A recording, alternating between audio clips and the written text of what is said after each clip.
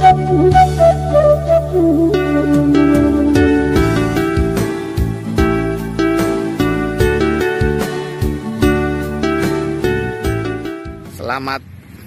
pagi. Apa kabar? Khususnya anak-anak yang daring dan juga guru dan orang tua. Akhir-akhir ini saya bercerita-cerita dengan kawan-kawan guru, pengalaman mereka mengajar daring, ya. Nah, ada yang mengejutkan dari seorang sahabat saya, guru bahasa Inggris dari Pekanbaru. Dia bilang, sebenarnya sudah lebih baik sekarang pendidikan tatap muka. Lalu saya bilang, kalau tatap muka apa memungkinkan dengan COVID ini? Nah, sebenarnya teknisnya kan bisa diatur, kata ibu guru itu, ya. Dulu teman kuliah saya. Karena pertimbangannya begini. Sekarang ini anak-anak banyak yang berkeliaran, tidak juga di rumah. Mereka bebas dan sangat sulit mengendalikan mereka dalam daring, ya. Jadi kami guru-guru itu sangat kesulitan mengendalikan mereka selama daring, gitu ya. Nah, ibu guru itu juga mengeluh soal perhatian orang tua, gitu ya. Nah, dari dulu memang siapakah yang berperan dalam mendidik anak? Tarik-menarik antara guru dan orang tua. Tidak sedikit orang tua yang menyalahkan guru.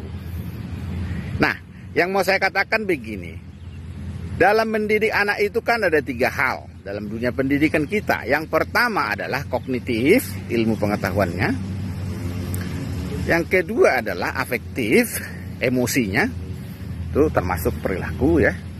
Lalu yang ketiga itu motorik. Kalau kita belajar, kita pahami secara nyata, faktanya memang guru itu tugasnya kognitif. Hanya pengetahuan, knowledge. Jadi afektif, membangun emosi, sama motoriknya ya sekolah. Misalnya dalam dunia olahraga kan sekarang ada sekolah sepak bola, ada sekolah basket dan semuanya itu kan sekarang udah kursus-kursus di luar. Kalau di sekolah itu kan sangat sedikit, ya. Nah, dari semua perbincangan saya, evaluasi daring ini, yang perlu saya sampaikan adalah peran orang tua. Kalau orang tua tidak hadir dalam pendidikan daring, saya kira daring tidak akan jalan dengan baik. Karena daring itu kan hanya untuk mengingatkan saja, yang mengisi pikiran dan mendidik perilaku dan seluruh kebutuhan siswa dalam konteks pandemi ini adalah orang tua. Jadi, orang tua suka atau tidak suka, mau tidak mau, harus secara total mendampingi anak. Lalu, guru itu menyatakan, ya karena Pak Guru kan berpendidikan, bagaimana yang tidak berpendidikan? Oh, jangan salah. Jangan salah. Sebenarnya kan yang dibutuhkan dari orang tua itu kan hanya perhatian. Perhatian secara total. Memberi hati, ya kan, memperhatikan gitu. Saya bilang ke ibu guru itu, bagi saya sebenarnya sekolah formal itu supaya dia punya teman di sekolah, ya kan. Sekarang ini kan udah era teknologi, anak-anak kita itu apa aja bisa dipelajari sekarang kan, melalui YouTube, melalui Google dan semuanya itu mereka bisa baca-baca. Tetapi yang nggak boleh dilupakan adalah karakter dan membangun emosi mereka untuk menjadi seorang pelajar, ya. Semangat mereka itu yang bisa menanamkan itu satu-satunya dalam konteks sekarang adalah orang tua. Kalau dulu kan masih ada porsinya, ada peran budi pekerti oleh guru, ya, ada guru agama di sekolah, ada guru BP di sekolah, ada PPKN di sekolah. Kalau sekarang ini kan nyaris tidak ada. Oleh karena itu di masa pandemi ini Orang tua tidak hanya mengeluh ini dan itu.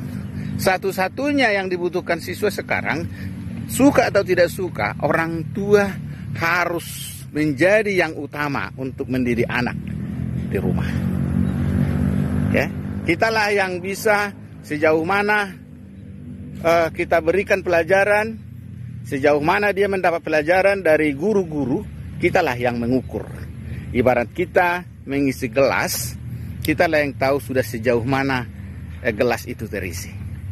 Jadi, di masa daring ini, peran utama sebagai sentral untuk masa depan anak kita adalah ada di tangan orang tua. Oleh karena itu, semua orang tua, walaupun misalnya dia berpendidikan atau tidak berpendidikan, harus memberikan perhatian untuk anak. Harus melihat perkembangannya.